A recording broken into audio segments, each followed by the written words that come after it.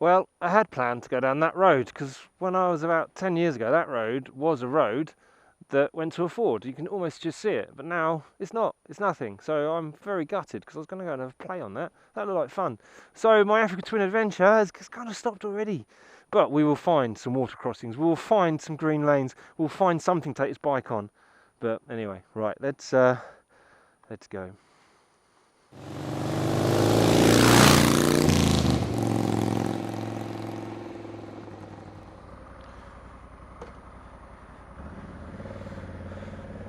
Hello, I'm Danny and welcome to Beershire Bikes. I am on my way home back from the in-laws on the Honda Africa Twin. And I figured this would be a good time to do a video, even though these videos are a bit muddled up, especially as I'm filming them. But it's because I've just tipped over 150 miles on this bike. And I only picked it up yesterday. And I've done quite a mixture of roads and corners and whatnot. I even tried doing a bit of green laning yesterday, but that failed miserably because the green lane was completely shut. So anyway, we'll move on from that one. But yeah, so the first 150 miles, I am actually falling in love with the bike. There's so much about it that I like. There's only two things I don't like at the moment, and these are really minor and not really a problem. The seat for me is horrific. I don't find it comfortable at all. But I had an air hawk for my Tiger 1200 and I've still got that, so I'll just throw that on, and if that solves the problem then happy days. I'm not, I mean, for a short blast it'll be fine, but I say I've been sat in the seat now for an hour on the motorway, and yeah, it's not been the most pleasant. And the other thing is cruise control is not doing a great job. I think it only comes in at 40 mile an hour, which is fine, but the motorway is 40 mile an hour and it was a bit sketchy on there and stuff, and it needs a bit of fettling. But other than that, I kind of really love it. I'm really finding the torque quite infectious and quite addictive.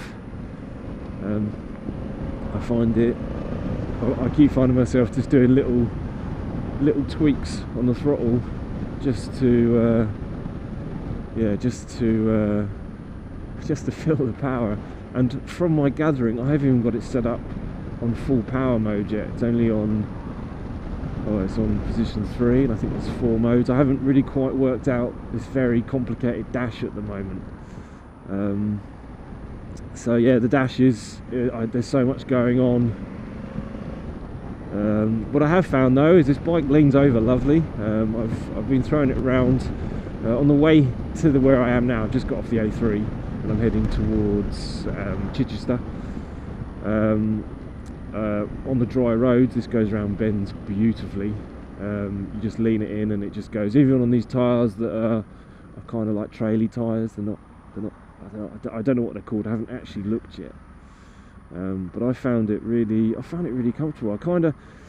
It's a big bike, and I mean it's a big bike. I found it very, yeah, it's big. That's the only thing I can say about it. Which is it's great for me because I'm a big bloke, but I'm not sure how much off-roading and green laning I could do on it. Being as big as it is, that's what concerns me, because it's quite a lump, and McLaren, yeah, it's quite a lump to manhandle around. God, see now I'd stick cruise control on and wrap it onto you because I know I'm not going to break the speed limit, whereas I've set it now. Is it holding? It is actually holding. I don't know whether that's just holding off the torque or not. Yeah, so it's, yeah, I love the bike. I genuinely do love the bike. I remember when I rode it back in 2017, I didn't like the DCT, and I liked the noise it made and the growl, and it was good, but the DCT didn't really win it for me. The manual is perfect with a quick shifter. It's just sublime. So I'm quite happy with that, and I think I would buy one. I'm not entirely sure right at this moment. I've still got, I mean, I say only 153 miles into ownership, well, 4-week ownership kind of thing. So I'm kind of not entirely sure. Like at the moment, I love it, and I could see myself on it, and it's kind of my style of bike. As you know, I do big tours, and I haven't found at any point it's lacked power or performance. I've gone into a neutral a couple of times through the quick shifter. Now I don't know, I think that may have been me, but there's loads of settings on this dash, and I think the dash on the video, the dash itself needs a video on its own, because there is so much to it and so much tweaking, and you can adjust the power, you can adjust the engine braking, you can adjust absolutely everything about everything on this dash. So that needs a separate video, and I'll try and muddle my way through that as best I can. But overall, I quite like it. I mean, the screen doesn't go up or down. It appears to be fixed. That's the way. I haven't found a way of adjusting the screen yet. That's more to the point. But yeah, it's been quite good. I've quite enjoyed it really, and I feel Honda may be my next love. I've loved Triumph, disappointed. Loved BMW, disappointed. Honda, are they going to disappoint me? I don't know. Maybe they will. Maybe they won't. We don't know. It's I don't know. I hope not. I really do hope not.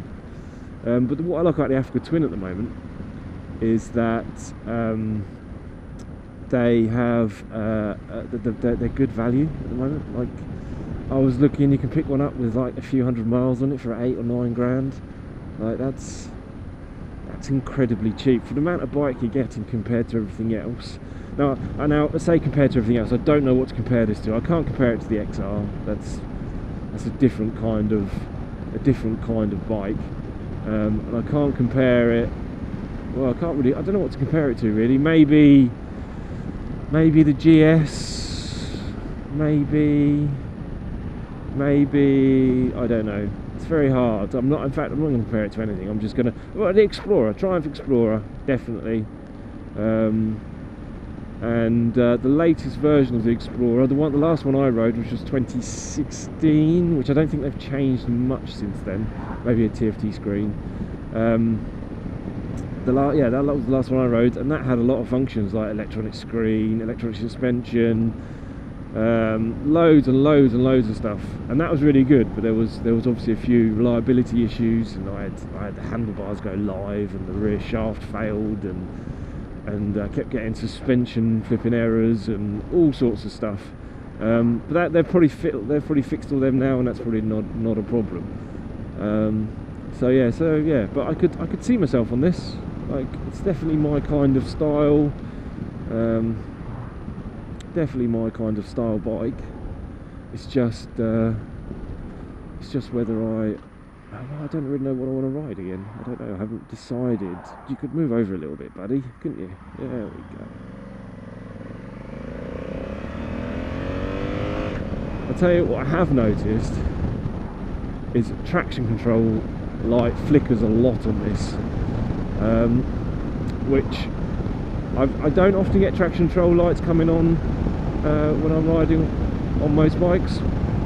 I've found that I tend to ride pretty well within the capabilities,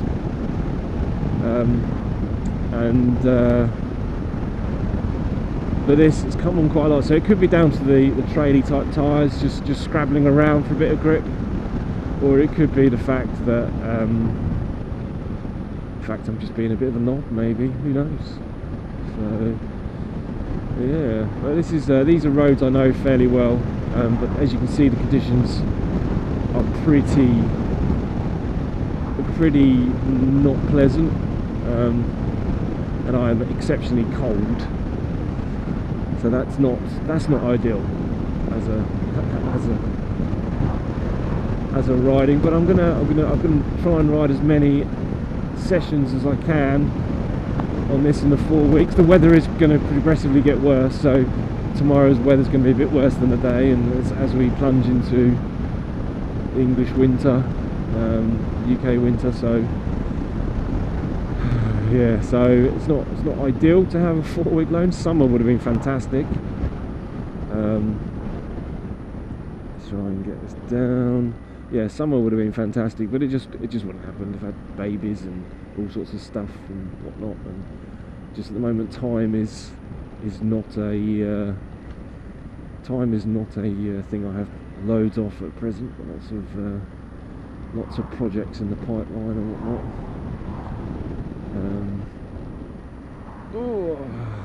Yeah, the seat is horrific. I just can't get comfortable on it. But also, I haven't really done any big rides in over a year, so it could be down to me. I'm not going to write the bike off. No, seat's uncomfortable. But yeah, one thing I will say though is that in my last video on the Tracer GT, someone commented that the luggage capacity and weight capacity and all that sort of stuff was very low.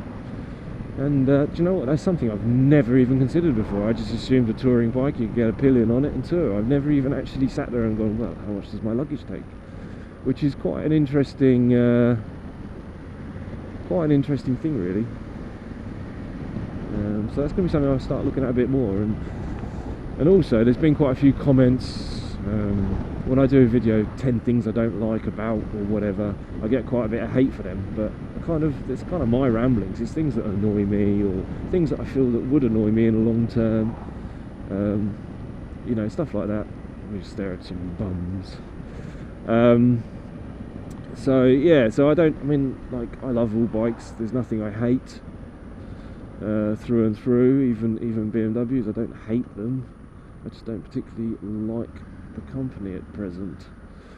But yeah, the other thing, we got a bit of an audio situation with, look at these roads, are going to be horrific. Leaves everywhere. Yeah, we've got a bit of an audio problem with the GoPro. So at the moment I'm having to record the audio with my drift camera, and then I've got to sync it with my GoPro, which is a little bit of a faff for a £400 camera, really, not being able to plug in a mic, that not need an adapter and all that sort of gubbins. Look at these people having to queue outside in the rain because of that pandemic thing that's happening. Yeah, I don't think I'm going to be going for the blast I'd hoped through these bends.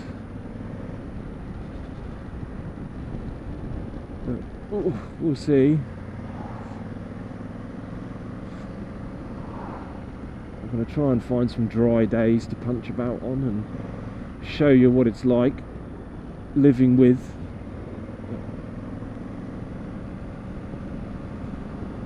I am enjoying it though.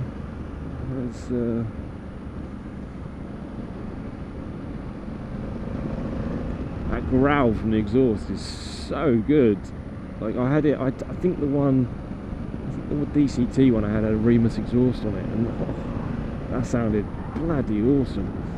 And then yesterday I was banging through roundabouts and stuff near my mother-in-law lives, and I know the area fairly well. And yeah, I was getting pops and cracks, and they sounded like genuine pops and cracks, not just some manufactured kind of audio track. It was they sounded like it was, you know, actually doing it, which that makes me go a bit tingly.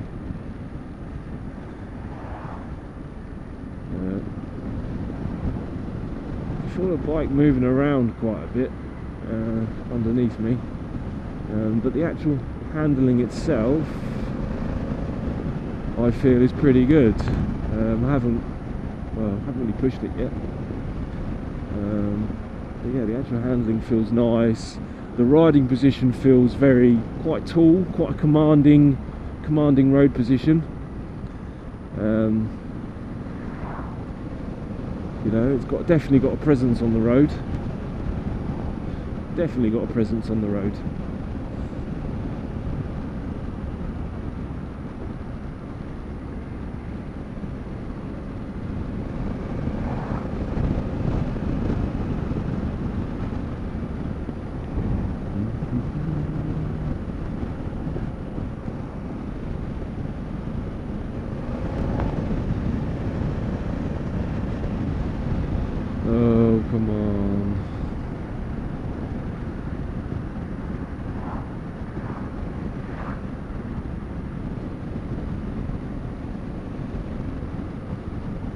person in front is a bit lost, or I don't know, they're on a big off-road Range Rover, and is that a cyclist?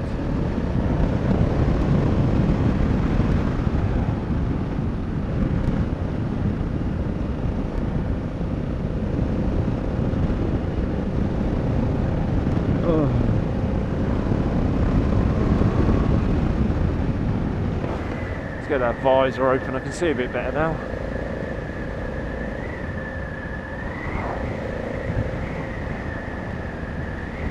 Got to be a little bit aware of how slippery things can be.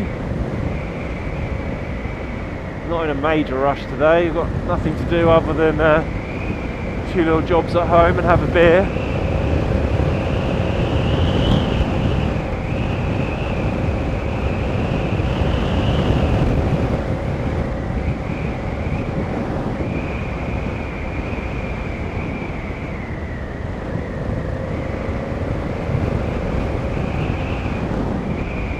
Why do people pull out in front of you when there is absolutely no one behind? Just wait 2 seconds, saves me having to think about slamming everything on. Yeah.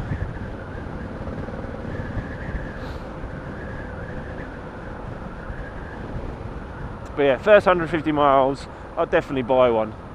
Definitely buy one, as it stands at the moment. If this was a real test ride and I was going home today, I'd probably put a deposit down if money was no object, yada yada yada. So I think that will end that video there. So thanks for watching. Please make sure you like, share, subscribe, give me your thumbs up, and I'll catch you all in the next video. Ciao for now.